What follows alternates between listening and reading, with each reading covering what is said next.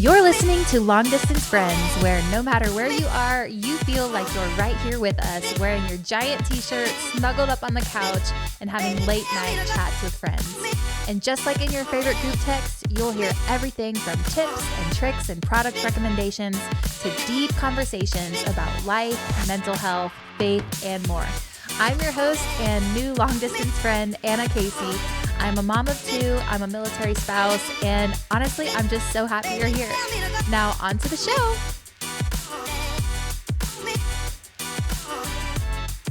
What's up, everybody, and welcome back to Long Distance Friends Season 3. Woo! We are back. It's been a few months, but we are back and better than ever. Today, I have an awesome conversation with my good friend, Michelle Bevan. Michelle is somebody who, first off, is just a great friend. She is a person of excellence. She is someone who walks into every room and you know those people that walk into a room and you're like, that person is a leader or that person has a really good head on their shoulders. That is Michelle. Michelle and I have known each other since high school. And that's pretty crazy. We were both doing different ministries, actually the same ministry, but from two different high schools. That's where we met. Michelle introduced me to the summer camp that I worked at. Shout out to Camp Choye. So she recruited me for that. And then maybe we'll get some Choye listeners on here. Actually, I know I have one for sure. So, so that'll be fun. You're so nice. You're saying all these nice things about me. Well, it's true. It's all true. Thanks, Anna. That was such a kind introduction. I feel speechless after that introduction. You're right. You and I go way back to being little baby high schoolers and working at summer camps together. But I love you dearly. So thank you. Aww. Thank you for having me on the podcast. Oh, I'm going to tell a quick story about you. This is one of those stories that I will always remember about you. You probably don't even remember it. But I'm nervous. No, it's good. We were seniors in high school, and I was very nervous because I had two schools that I had applied for and got accepted to, and I was very split on which college I wanted to go to. So at the time, that was A&M, going through a special track through A&M, or it was, I think it's called the Blinn team. Does that sound right? I don't know. I can't remember. That's so many years ago. Yeah. But anyways, it was like a weird Blinn route is like to get their lead up. They're like, you're not quite good enough to get into A&M, but we'll throw you a bone and maybe you can spend a year at a community college and then get in. or it was ACU, Abilene Christian, where I ended up going. But I was just so torn about this decision, just in shambles, just could not decide which school I wanted to go to. And they each had their pros and they each had their cons. And I came to you. We were sitting down together at the table. Do you remember this? I don't remember Probably this. Not. She's like, this is just a normal day in the life. But we were sitting at a table together and you said just so simply, you were like, well, which one do you have more peace about? And that is what did it for me. Like, that was the thing that I was like, okay, yes, like I have more peace about ACU, so I'm going to go to ACU. And that was just what I needed. Like, so many people had prayed for me. So many people had given me advice, but it was that question that helped me make that decision. So yeah, that's one of my favorite stories I did not about know Michelle. that. Yeah, I definitely did not know that, but that's so special. I love that. So the reason that I wanted to have Michelle on the podcast today is because Michelle is someone who I really look up to when it comes to her faith and her walking out her faith. And faith is one of the reasons why I started this podcast. It's one of the things that we'll be talking about while we talk about motherhood and mental health and career. We also talk about faith. And part of my vision for that is having friends on the podcast, some of my long distance friends on the podcast, to share their faith stories and share the way that God has shown up in their lives. And so today, Michelle agreed to come on the podcast, and she's going to be sharing a couple stories about God's faithfulness and how God has been there for her and how God has shown up for her and has loved her throughout her journey. So, all of that to say, Michelle, thank you for coming on the podcast. Thanks for having me on and letting me just tell some stories about God's faithfulness. I have just been so reminded in my own walk lately of how helpful it is to remember things that God has done and tell other people about what he has done. So it's a fun privilege for me to get to this today with you. Yeah, so I grew up in Houston near Anna. My parents still live in Missouri City, Texas, and grew up there, was super into sports, became a Christian when I was in middle school, and that was a huge part of my life and story kind of growing up. And then I moved to Atlanta, Georgia to play basketball at Emory University. And yeah, left Texas behind. Luckily, all of the like best parts of Texas have now migrated to Georgia. We have Whataburger now. We have Buc-ee's. Like, is Shipley's Donuts is here now. So I don't even have to go back to Texas for like the best parts of Texas. The staple. It's all the staples. I guess you just got to get H-E-B in there. That'll be the final thing. We need H-E-B here for sure. Publix is not cutting it. Sorry, Publix. We definitely need an H-E-B.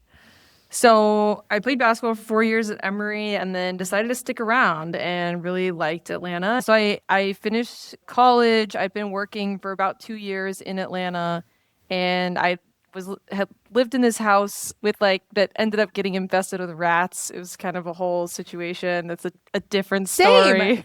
Me too. Is that just something that all young people have to go through, is living in a rat infested house? Like, what is this? I have never met another friend who's had a rat infested house. So thank you, because now I feel less crazy. Yes. It was disgusting. Yeah. I would invite people to stay with me and they would say no because they knew that I had a rat in my house or two. So anyways. Oh, we had more than two. Yeah, it was a very old house. I had limited funds post college, and it was a very cheap house. But anyways, that I ended up moving out of the rat infested house and into an apartment by myself so that I could get away from the rats, which was the start to that story. And this was, maybe 2 years after college. And yeah, I was dating a guy named David at the time. But this was kind of my post college life, kind of the start of this life. And this one particular week in November, it was like 2019, a friend from back home, actually one of my best friends growing up, her father passed away really unexpectedly. And then one of my other friends from actually who worked with us at Camp Choye got really sick and had to have surgery, was in the hospital. And so it was right around like Thanksgiving time. And I was like, okay, I don't have a lot of money, but I need to fly to Texas and go to this funeral. And I'm going to stay and like spend this weekend with my friend who's in the hospital. And so I end up flying into Midland, Texas, going to this funeral. I end up driving across Texas, staying with a friend in Dallas, driving all the way back to Houston, seeing my parents for like only a couple hours, and then spending most of the time like in the hospital with my friend. And so all this is happening, and Sunday night I fly back to Atlanta. I had taken like the week before off of work. I'm completely exhausted, right? I'm flying back and I'm in this newer apartment. I mean, not the building was not new, but it was new to me apartment. And so I just signed this like year-long lease, and I fly in and my plane is super delayed. So my boyfriend picks me up at the airport Sunday night and it's like 1 o'clock in the morning. And it was so kind of him to come pick me up, drive me to my apartment. Well, we get there and he actually parks and like walks in with me, which was like, I mean, it's very kind of him, but it was unexpected and in hindsight, like very helpful. But we walk into the hallway where my like front door is, and there's like wooden shards like all over the ground. And I'm like, gosh, what is this? And we look at my door, and there's all these dents in the door, and the whole door frame has been like, the door has been bashed in. So the door frame is like all cracked and broken. And that's why there's like wood shards, right, all over the floor. And I'm like looking at it just like confused and like in a total haze, like exhausted. And he turns to me, he's like, "Did your apartment get broken into?" And I'm like, "I don't know. I guess so." So we open the door, we walk around my apartment and make sure no one's in there because we're like, we don't want hopefully someone's not still in there if they like broke in. But nothing was gone. So my laptop is sitting on the coffee table, my bike is in there. I don't own that much valuable stuff, but there's like some jewelry, nothing has been touched in the apartment.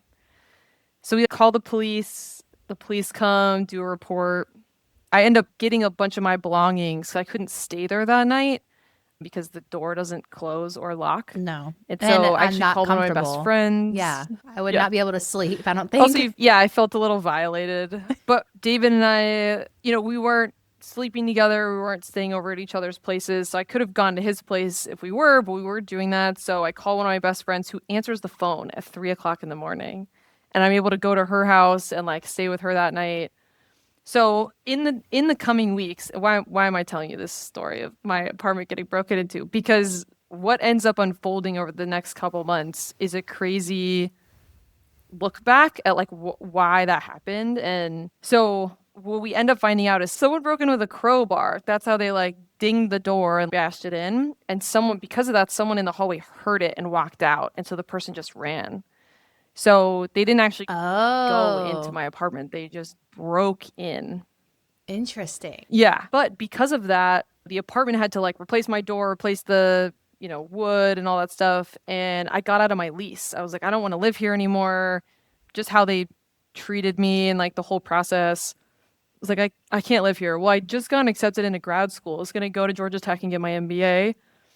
And so I was like, I can't really afford to live in another apartment, like by myself, like in a 1-bedroom apartment and try and go to grad school and pay for school. So I ended up talking to an old mentor through Fellowship of Christian Athletes. He had a room in a house that he owned and there was other girls in the house. So I moved into this house. Well, fast forward 2 months, I'm working full time and I'm in school in the evenings because I just had enrolled at Georgia Tech. And like the world shuts down and pandemic hits. And so I tell you this story because in hindsight of that whole experience, if my apartment hadn't gotten broken into, Yeah. I never would have moved and I would have been alone doing work in school in my apartment by myself for the whole pandemic or had to figure out where to go to be with somebody. But because I moved, now I had this incredible community. I lived in this great house. Aw. The couple next door, like, absolutely just totally took us in, and we were kind of a little pod Aw. during the pandemic. Quarantine crew. My quarantine crew, because of this experience, it's like only God's hand and faithfulness throughout that whole thing, right? Of like my boyfriend walking in with me, my friend being available for me to stay with her for a while, and then me moving at a time when I really needed to, but I didn't know why. And I was frustrated and discouraged. And I needed to move, but I didn't know what was going to happen like in the next couple months. And then that couple and those friends at that house just became so instrumental through like my grad school journey that it's just completely God's hand in that story and knowing that like he's always working things for your good. Even if he didn't cause someone to break into my apartment, everything is being worked for your good. And that is the trust that I want to have in his faithfulness always, is that seeing those things in light of like his overall story and plan for us. Yeah, that's amazing. Yeah, because there were so many little moving pieces, like your neighbor walking out. One of my favorite things about that story is none of your stuff got taken. like like all of that could have happened with all of your stuff being stolen, but your stuff didn't get Totally. stolen. That's awesome. I know. Just little provisions, especially in a Yeah. time post college, right, where it's just like you just don't have extra. Like Yeah. it's just so hard because you just don't have a lot of extra. A funny piece of that story too is I showed up to work like Monday morning because I'd been gone like the previous week. I show up to work and my coworkers were like, "How was your week?" And I was like, "Well, I went to a funeral. My friend was sick, and then last night my apartment got broken into." And they're like, "Why are you at work today?" And I was like, I don't want to go sit in my apartment. Like, there's Yeah. no door. Like, Yeah. Oh man. So did you have to move all of your stuff? Like how did you protect your stuff that was in there while they were replacing the door? yeah, I only brought with me things I thought would be valuable. So Yeah. 99% of my stuff was sitting in there with no door. I mean, the door was there, but you couldn't close it and you couldn't lock it. So yeah, I like grabbed some jewelry. I took my bike and I took like laptops and like an iPad or something, and it was like all I took with me. Everything else is just sitting in there for like 2 weeks while they fixed it. Jeez. Oh man, that's crazy. What other story did you have? So fast forward, I'm like halfway through my grad school program. I'd been praying a lot about, what to do next. At the time, I was working at Camp Twin Lakes, which is a summer camp for kids with medical illnesses and disabilities, and had just done some like really fun projects for them in finance and project management, data analysis, was building them a database and doing some new stuff on their IT side, and just like loved the work that I was doing there. Were you still living in Georgia at the time? Yeah, Okay. still in Atlanta. Okay. Still in Atlanta and paying for grad school, trying to figure out what my kind of next move was going to be, probably back into the corporate world. And I meet a guy, David, another David, in my grad school program who was working at Salesforce, big tech company. He's working at the intersection of, technology and AI and healthcare, which is absolutely what I wanted to do before my job at Camp Twin Lakes. I've been working in healthcare consulting, and so knew that like technology and healthcare are really, high interest level for me. And so he's like, "Hey, we have an opening on my team. You should apply." And I'm only like halfway through my grad program at this point, but I'm like, "Yeah, that sounds, totally incredible." So we go through like this month-long interview process with like a panel interview and Wow. group interviews, and I end up getting offered this job being a solution engineer at Salesforce. And it was like more than double my current salary. I was going to be able to pay for the rest of grad school. It was everything that I wanted in a job. I was like, this is perfect. This is so ideal. And so I started praying about it. And the more that I prayed about it, the more I just felt like this is just not the right time. Like there are Mm, projects that I've committed to finish at Camp Twin Lakes that I need to finish. And wow.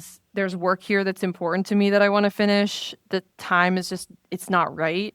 And even if taking this job would be like the easy button out of some problems I have right now from a financial and like logistical life perspective, this just like, I don't have peace about this. Going back to your story about peace. Yeah. So, in the process of turning it down, I pissed off some people.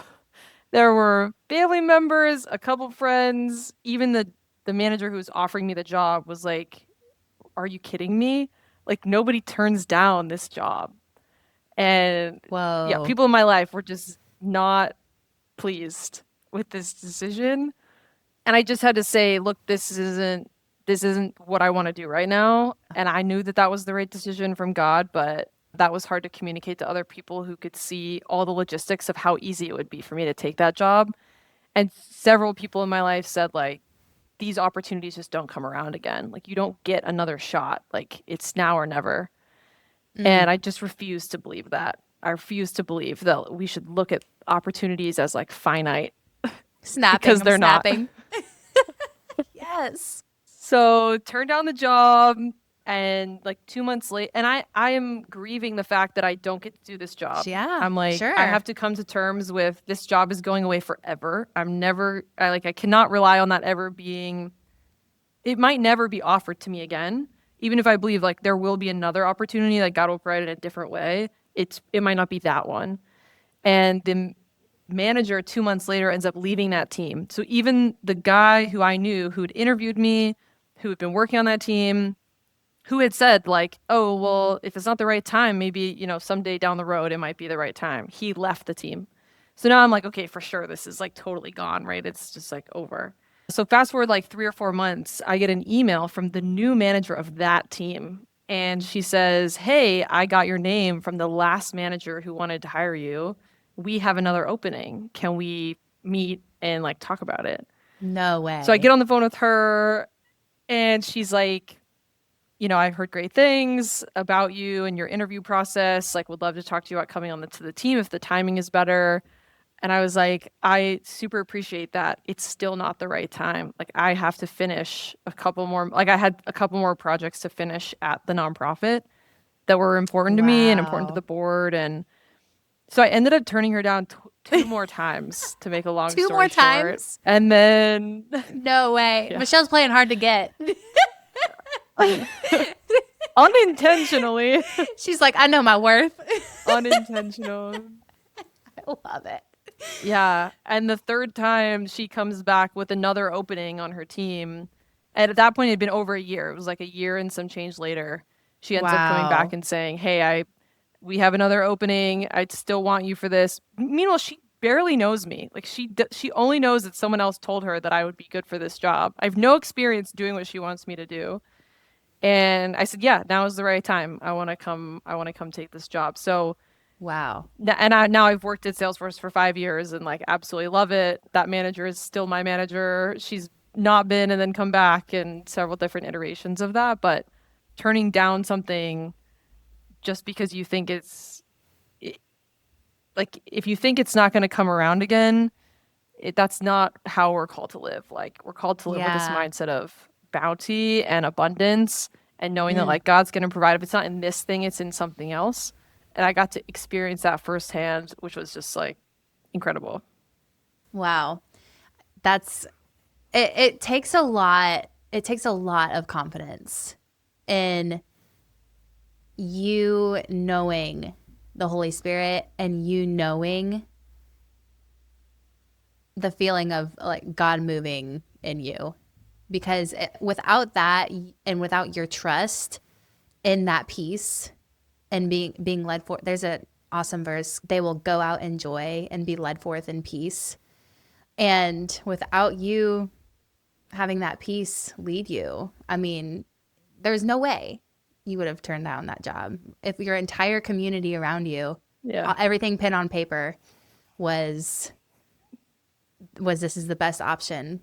But yeah, it turned out that wasn't true. And God is bigger than that.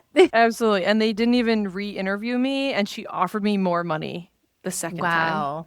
And I So said to her, I was good. like, I don't understand why you're offering me more than you did a year ago. She's like, you have more experience now. And I was like, Let's go. do I? That's awesome. That's That so was good. incredible. Yeah. It's okay if you don't have anything that comes to mind when I ask this, but now looking back on the time that you did stay at Twin Lakes, can you see a reason why it was good that you stayed? Yeah, that year was just the culmination of 3 years of work that we'd done what we were doing was collecting data on camper outcomes. So why is it Mm, impactful to a child to meet other kids like struggling with the same thing that they're struggling with? And we were collecting data over 3 years on, wow. learning to take their medication with other kids who are just like them, gaining community, fighting loneliness, like, and Aw. finishing that project. And they're now using that project at other medical specialty camps around the country from like the work that we did and Aw. that we started. And it just, That's that was amazing. That so, makes me cry. That's yeah, awesome. that was such special work and it was my joy to be a part of it and such a special organization that I still love dearly and support their board of directors and things like that. But I absolutely think there was huge reasons why I was there to finish the thing that I'd started, even if they would have finished it without me. Hmm. But I loved finishing what I got to start there. It was awesome. Yeah. There's a lot to be said about how you leave a place because those are real relationships. When you have been investing so much in something, how you look back on that experience will be tainted on how you leave. And I just think it's important. And so the fact that you left on your terms when the time was right, when you had the peace, is awesome because now that's something that you get to carry with you for the rest of your life. Now when you look back on that time at Twin Lakes, it's not like, oof, there's not that cringe factor, right? Whereas if you would have left, you'd have been like, oh man, you know what I mean? But like Yeah. you have done the work to not have that feeling, and that's a really big deal. That's cool. Yeah, it's also helpful to see the bigger picture of like, okay, 1 year in your 20s, like what's the difference? It's like now I've been at Salesforce for 5 years. Now it would be Yeah. 6. But like now Yeah. that money or those logistics and that life circumstance is so different. And it's like, yeah, but when you look back, the value in that year was so great that it made it worth it, that the logistics of that decision was very difficult at the time. But it's hard to see that when you're in the moment of the logistics and the day-to-day of your life. So Yeah, that's so good. Man, God provides. Okay, you have one more story, right? I want to hear it. okay, I have one more story. So I think I mentioned at the beginning, I played basketball in college, have played in, various rec leagues and stuff, but I've never really done any coaching. And an opportunity came up this past year to coach a local high school girls varsity basketball team. This is Oh, a small private Christian school who they didn't have a team last year because they didn't have enough girls to make one. They have had one in the past, but it's been kind of more of a JV team. And so this year they knew they were going to have enough girls to make a team. So like we need a coach. And they've okay. had a boys team for several years, a varsity boys team. But so this is kind of our first year trying to really like create a team. And so we had 8 high school girls who wanted to play, and we pulled up 2 from 8th grade. So super young team, brand new. Some of them we convinced to play basketball, and they'd never played basketball Nice. before. This feels like a So we're movie. brand new. Like she's the man. This is yeah, just wait. So we, start the season, we start practicing. I'm like, okay, like we're a beginner level team, but we're gonna have to play some really tough teams. Like we're a varsity level high school team. We're gonna play some teams in the area that have had teams for 40 years. And so we're gonna lose some games. We know that that's true. So we get to our first game, and my girls are really nervous, and they're like, everyone's gonna be watching us. We're still kind of new at Oh, this. But I'm like, hey, it's okay. Like, let's see what we can do. We have nothing to lose. Like, we have nothing to oh. lose. So I arrive at the school to pick them up. We're supposed to be driving a van. The athletic director is like, hey, the boys team took the van, so you guys are going to drive a bus, like a short bus, but a bus. And I'm like, I don't know how to drive a bus. They're like, great. She's Now like, we're on the it's a short bus. They're like, Yeah. as if we weren't already nervous. Now we're in the freaking short bus. No, now they're nervous because Coach Michelle is having to drive a bus for the first time. They're terrified. Like, oh gosh. So high schoolers, they're already making fun of me. They're like, you can't drive this thing. What are you like, just giving me a hard time. So anyways, we get 20 minutes into an hour-long drive on this bus, and I hit a curb and blow a tire. Just like Oh my gone. gosh. Okay. So we pull over. The girls stay on the bus. I'm calling my athletic director. Like, what are we going to do? This is my first game as a head coach ever. Oh, Like, never coached another team. My very first game. oh man. So I'm stressed. Okay. To the max. What are we going to do? To the max. Also, it's a bus, so you can't just change the tire. Like, it has to get towed. Do you know how to change a tire in a So- car? Because I don't. I do, actually. Michelle, you got to teach me. I changed a tire like 3 weeks ago here in Atlanta. Blew a Wow. tire. Not this time. It wasn't my fault though. I just hit a nail or something. Okay. Anyways, So you're stressed. so I'm stressed. The athletic director says, "Hey, all the parents are on their way to the game. They're all going to drive right past you. We can get the parents to come and help." So I start sending out SOS messages to different parents who are on the way to the game. So various parents pull over, pick up, 3, 4 girls at a time and take off for the game.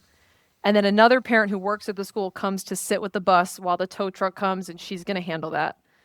So she handles the bus. We all get in various cars. We go to the school. Everyone arrives at different times. Our warm up is not at all together. Different girls are warming up at different times. No one has any idea what's going on because it's so chaotic and it's their very first game, and they all arrive at various times. The school agrees to push back the game time for us because we're so late at this point. Yeah. But we walk in to the gym, and I'm 5'10". Okay, so I'm decently tall for a woman, and I played basketball. None of my girls are taller than me, so they're all 5'6", 5'5", whatever. The other team has 12 players on it, and they are all taller than 6 feet. What? Every single one of them. What school is this? Oh yeah, and there's I'm 2 sorry, state what? championship banners on the wall. They've won state for the last 2 years. Okay? Oh no. So, my girls were nervous before. Now they're terrified. Oh Terrified man. of what's about to happen. So we I'm have on like the edge of 5 my minutes to seat. go. Some of my I'm on girls the are edge of my still seat. trying to warm up. And so I pull them into the locker room. I'm like, we just need a second to like regroup because we haven't had like a pregame talk, nothing, because it's so chaotic. So I pull them into the locker room and they're like, Coach, we are so afraid. We don't know what we're going to Aw. do. We're going to lose so badly. We're so nervous. And I said, hey guys, the word of the day is courage. Sometimes we have to do things that are really hard and really scary. But today, all I care about is that we have courage. We're all going to just focus on having courage. And I said, look, the other thing is you guys are about to start making mistakes. You're going to go in there and turn the ball over. You're going to go in there and miss a shot. You're going to go in there and someone's going to dribble around you and score. And the most important thing for us as a team is that you know that your team is going to have your back. They're going to hustle back on defense when that turnover happens. They're going to Aw. help side. They're going to be in help side to help you. And I said, look, I made the first mistake of the day.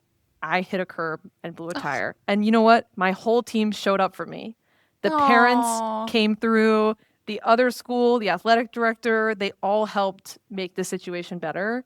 And so you guys are going to go out there and make some mistakes, but your whole team is going to show up for you just like the whole team just showed up for me. So Were they crying? I would have been crying. That is so sweet. so we lost 79-0. It was 79? not good. It was not good. It was not good. It was not good. But in the locker room after the game, the girls said when I walked in the locker room after the game, the girls were giving each other pinky swears, like all of them. And I was like, what are you guys promising each other? And they said, we're promising each other that we're not going to tell anyone at school tomorrow what the score was of the game today. That's Which great. is pretty funny. And then we great. leave, and the other coach comes up to me, and the athletic director of the other school comes up to me and says, "Look, I know you guys are kind of a new basketball program. You're just getting started, but we are just so impressed with like how your girls played, just the courage that they showed, and how they just kept trying and kept working so hard like the whole time." Aw. So this story is still being written. We lost a lot of games this season, but we got so much better. And we all say that's such a perfect start to like this whole season because every time we scored in a game, it was like you would have thought we won a gold medal at the Olympics. Because when you start can't at the get worse. bottom, like everything's a Yeah. win, right? You can't get worse. So that story is very much still in process, but to say Aw. that, coaching this team and these girls is like a constant picture to me of God's faithfulness. And like, if you do the little things in the right way, like things work out and God will be Yeah. with you. And it's so fun to watch them grow and learn that and figure that out, even in like the ups and downs of like a whole basketball season. But I didn't have any girls quit despite all the losing. They're as close of Wow. friends as ever. They've Oh, recruited several friends to join the team for next year, let's despite go. our dismal record. So Let's go, Stonehaven. we're Let's on go. we're on the up. We're on the up and up. I believe it. I need a Stonehaven shirt that has some sort of like bus on it and, some sort of tagline that's like courage.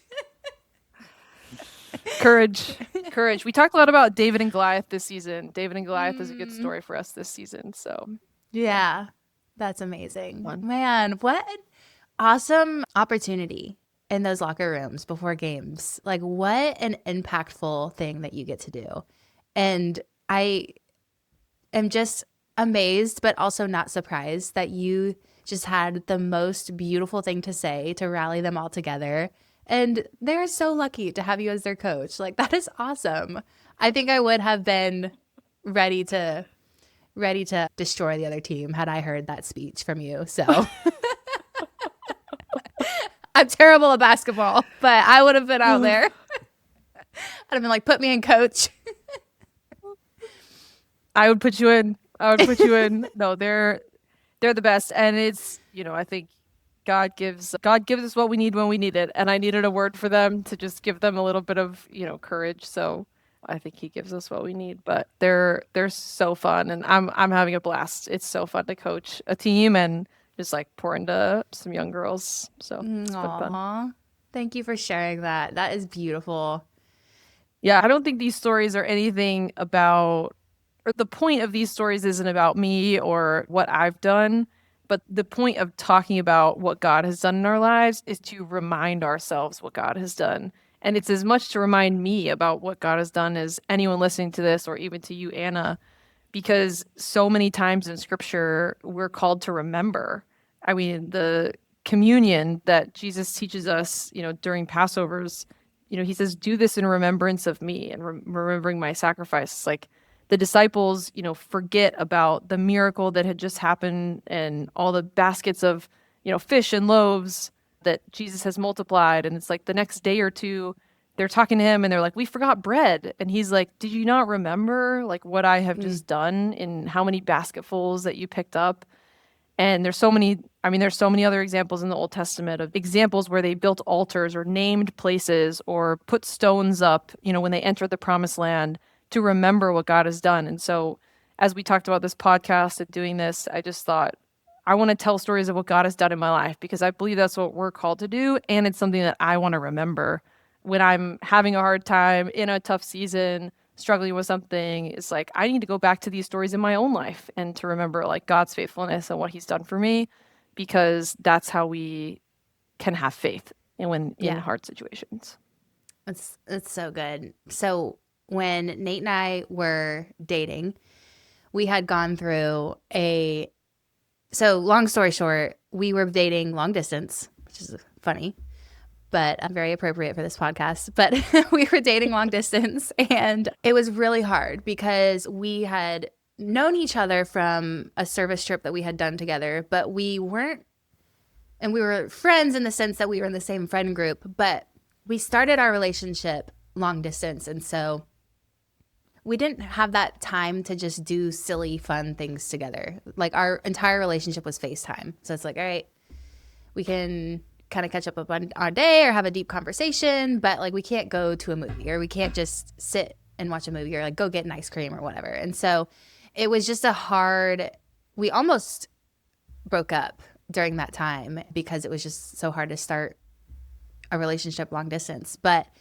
there was a night when I was just so broken about this relationship and seeing it kind of dwindle. And I just got on my knees and literally cried out to God. God, I don't know what I'm going to do, or I don't know how to save this or how to fix this. And I knew so much that I had so much love for Nate, and that I could see a life with him. So fast forward, and Nate lets me know that he is going to go back to South Africa, the place where we had met, and do an internship program with the team that we were on the summer before. So he's basically going to go back like as a leader this time. So I get super jealous, and I'm like, oh man, like I can't believe you get to go back. And, here I am, I'm going to be left behind again, kind of thing. Another component of this was I had to have an internship in order to graduate my program. And so I needed an internship, and I had been working with a missions department at my school at ACU, doing some marketing and some media stuff for them. And they come to me and they say, Anna, you know that you have like a fully paid flight to wherever you want to go to do mission work or do an internship this summer, not even knowing that any of this was happening, or that, they didn't know the backstory. And so I was like, oh my gosh, are you serious? So I had that paid for. Okay, like great, I have a flight, but I don't have an internship. And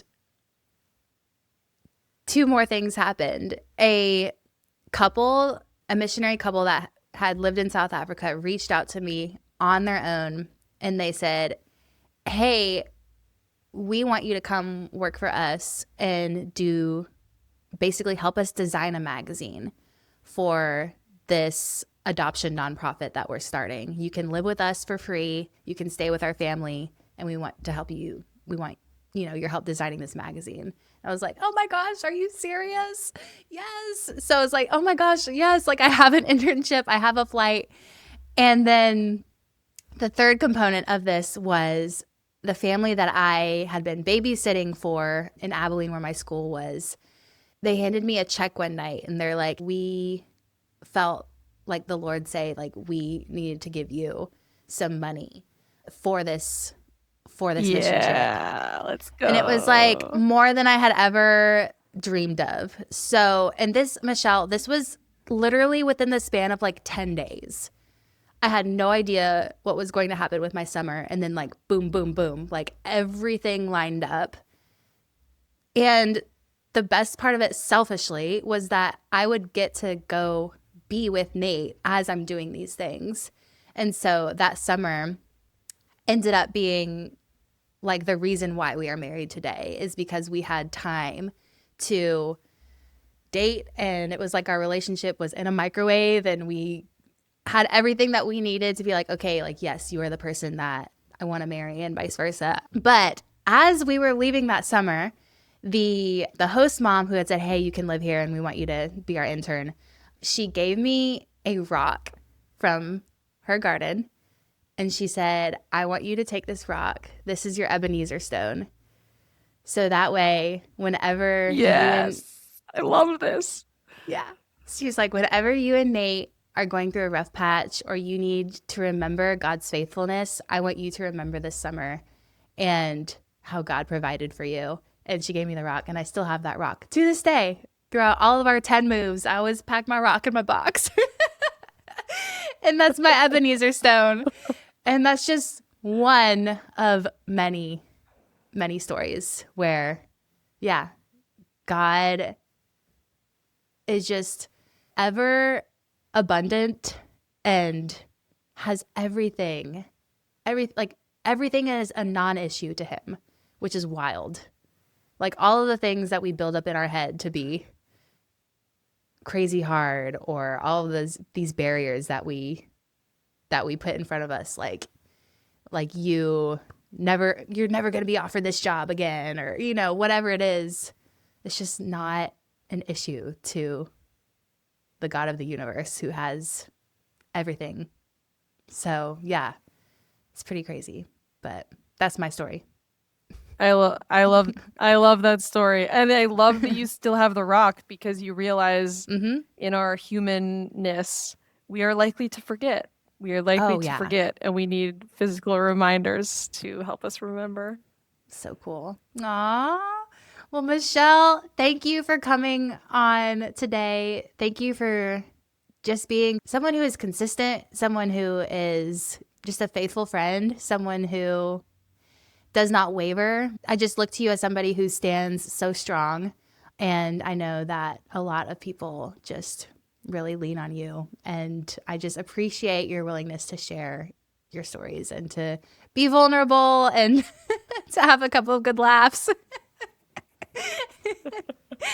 Admit you drove a bus into a curb. But I did do that.